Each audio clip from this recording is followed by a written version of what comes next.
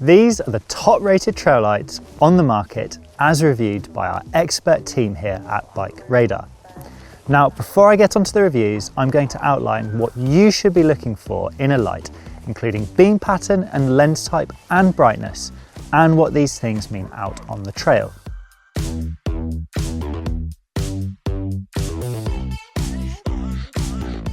There are many factors that can help you dominate the darkness and keep you out on the trails into the depths of winter.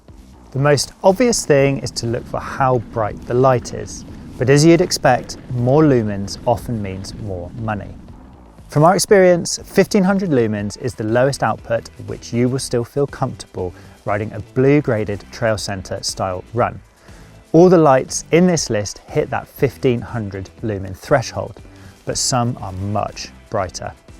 Arguably more important than brightness is light projection.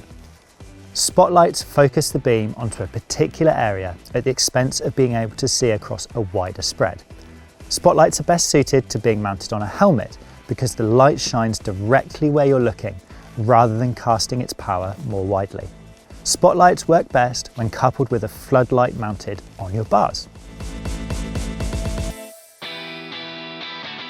As the name suggests, a floodlight illuminates a large area, helping you pick lines or see obstacles, and the wider beam helps you see around corners and further down the trail. Some lights have a combination of spot and flood lenses to provide the best of both worlds. To test this, I cranked them up to max power and timed how long they ran in my lab tests. And finally, before I go any further, don't forget to subscribe to the channel, like this video and hit the little bell icon to get notified when we post new content. With that out of the way, let's shine a light on our top 10.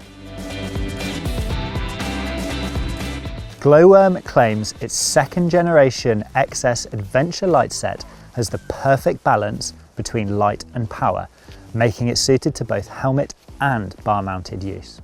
It has a 2800 lumen claimed output, and this latest version now comes with a smartphone app that permits further customization. While that additional customization is a plus point, I found the Gloworm's standard settings are more than adequate, meaning the benefits of the app are marginal at best. However, the customization doesn't stop with the settings.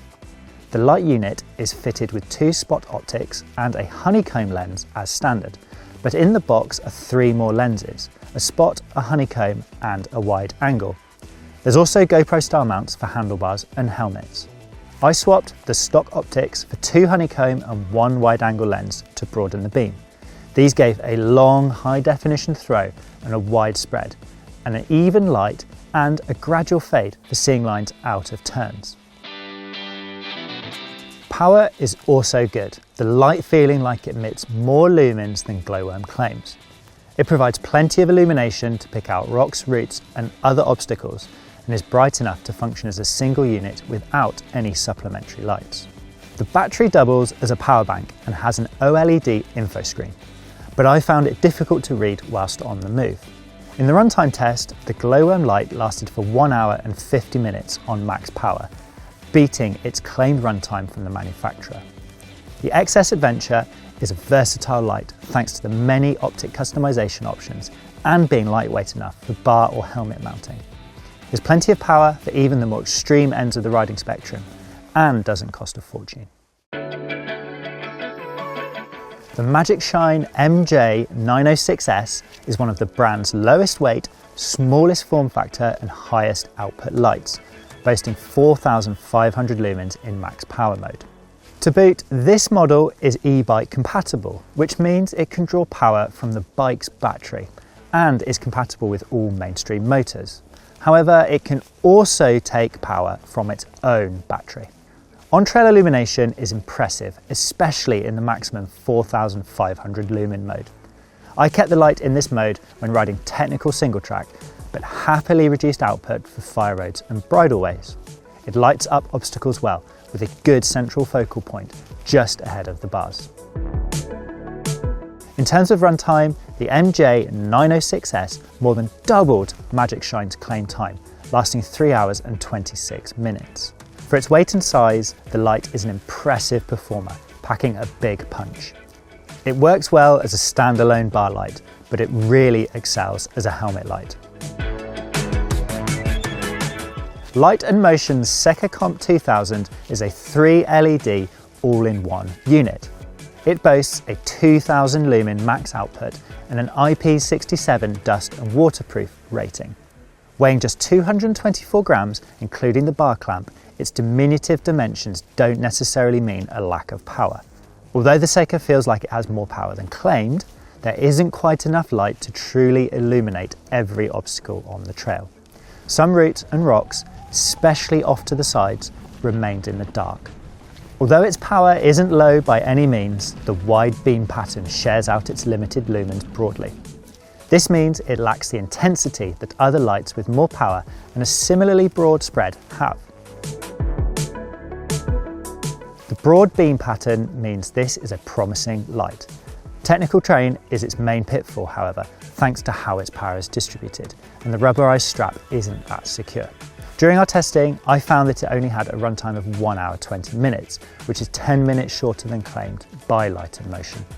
The Seca Comp 2000 would suit a casual night rider looking for an adaptable light for both road and mountain biking, rather than someone looking to tackle the toughest of trails. Exposure's 6-pack Mark 11 light is the brand's highest output unit, boasting up to 5,000 lumens in its motion-sensitive reflex setting. That illumination is generated by 6 forward-facing XPL2 LEDs, which can be switched between 10 operating modes. All of that, however, comes at a hefty price. The 6-pack Mark 11 is the most expensive light in our list at an eye-watering £435. To justify that price, it features 3D accelerometers, which determine speed, analyses trail conditions, and alters the output of the light to prolong battery life. During testing, it worked outstandingly, making the Exposure a true set and forget it unit. Power output is impressive in both the reflex and maximum constant modes, feeling very close to Exposure's claims. The beam is well spread out, with ample light to choose your lines and view features outside of the focal point. That central focal point does feel quite soft in comparison to the harshness of some lights. On tight, twisty trails, it would greatly benefit from a dedicated helmet-mounted light, and when paired with one, it's almost unbeatable. On straighter, faster trails, this was much less of an issue. In the runtime test, the exposure lasted for 1 hour 59 minutes, pretty much identical to their claims. The technology inside the 6-pack Mark 11 is tremendously impressive, and as a package, it's virtually faultless. However, it's a shame the immense power isn't spread a bit more evenly. The Ravemen PR2400 boasts 5 LEDs, putting out a maximum claim 2400 lumens, powered by an 8000 mAh battery in an all-in-one unit. Bundled with the light is a wireless remote control, and the light is compatible with external power packs to increase runtimes. 2 buttons toggle between road and MTB modes, and brightness levels in each of those 2 modes. The remote's buttons operate in the same way as the main buttons, and all of the buttons glow in the dark. The illumination is impressive, with the well-spread beam giving the impression that the output is higher than its claimed 2400 lumens. It highlights trail features well, from routes and rocks to specific lines, and I was never left wanting more power until I started hitting hardcore enduro-style descents. The Ravemen's undoing was apparent at higher speeds on tight trails, where lines were harder to pick around the exits of turns, but it's certainly not alone here with this criticism. In the lab, the PR2400 lasted 1 hour 38 minutes, a runtime longer than the 90 minutes claimed by the brand. The price versus performance ratio of the easy-to-use PR2400 is impressive, and its output is mostly sufficient for general trail riding. It would work well as a bar-mounted unit accompanied by a lid-mounted light, just to help you see around those turns. Although the Blackburn Dayblazer 1500's diminutive size and weight might suggest a lack of power, It packs a 1500 lumen punch. It also has 5 operating modes, plus handlebar and GoPro mount kits, all for a reasonable price. It feels like the light's power exceeds the stated 1500 lumens, with a highly focused spot projecting just in front of the light. Rocks, roots and line choices are well illuminated in this area, but outside of it, little power gets used. The beam cutoff is quite sharp at the sides. This is instantly noticeable as soon as the trail becomes slightly twisty, where I ended up relying on my knowledge of the track rather than being able to pick lines on the exits of corners. It means faster riding, more technical twisting trails become total guesswork. With a runtime of 2 hours and 6 minutes though, the Dayblazer 1500 did last slightly longer than its claimed time. Thanks to its reasonable price, we can forgive it for most of the shortcomings. It will be great for beginners looking to dabble in night riding and would double up as a great road bike light. For experienced mountain bikers, the Dayblazer would work well as a companion light with a brighter secondary unit. The Moon Rigel Enduro, a new model in Moon's range, packs 2600 lumens at max power, emitted from 6 forward-facing LEDs. This all-in-one unit sports a 9000 mAh battery, 2 buttons and an LED matrix display for mode and battery information. Plus it has a bar-mounted wired remote. Unfortunately, the Rigel Enduro isn't intuitive to operate. I wasn't able to just start using the light or access the boost function without studying the instruction manual first. The twin button setup doesn't work logically either, and the matrix display isn't easy to decipher when shifting between modes and using the variable lumen system or intelligent brightness function. It does display remaining battery charge clearly, however. These difficulties aside, the Rigel has plenty of power out on the trail, making it easy to spot roots, rocks and other obstacles. It packs a fair punch with its 2100 lumen mode being ample for most scenarios, with only enduro style riding requiring more light. With plenty of power and a decent beam pattern, the Rigel will work as a bar-mounted standalone light. If paired with a helmet light, you could tackle most enduro style riding with confidence. It's a shame it's unintuitive to use and the matrix display is hard to decipher at times. But for the price, it's pretty good. The Hope R8 Plus is a fantastic light that puts out an impressive spread and intensity of illumination, but it does suffer from a lack of long-term robustness and a low power mode that can be a bit of a surprise.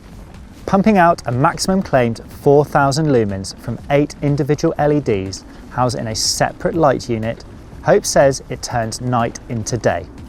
That's thanks to 4 spot lenses located on the top row of LEDs and 2 diffuser and elliptical lenses that sit beneath those spots.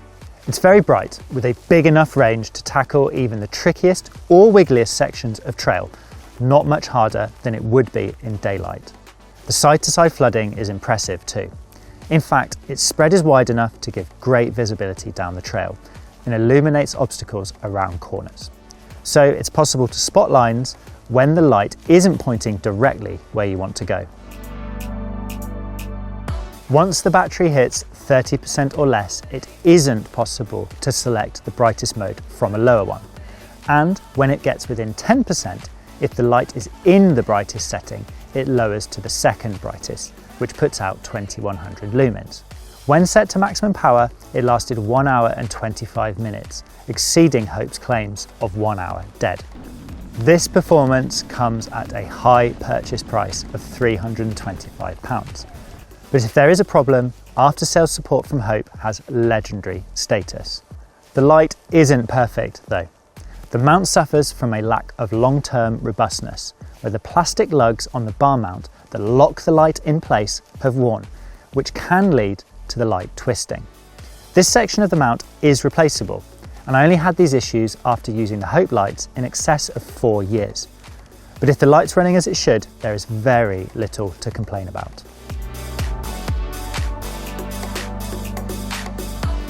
Its claimed 8000 lumens means the Monteer really does turn night into day.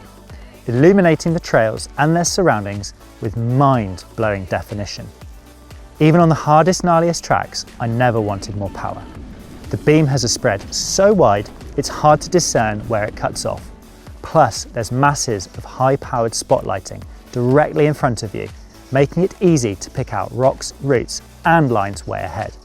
The mode button isn't possible to operate on rough sections, but I barely used it, staying at the 4,400 lumen output, which is more than adequate for most trails.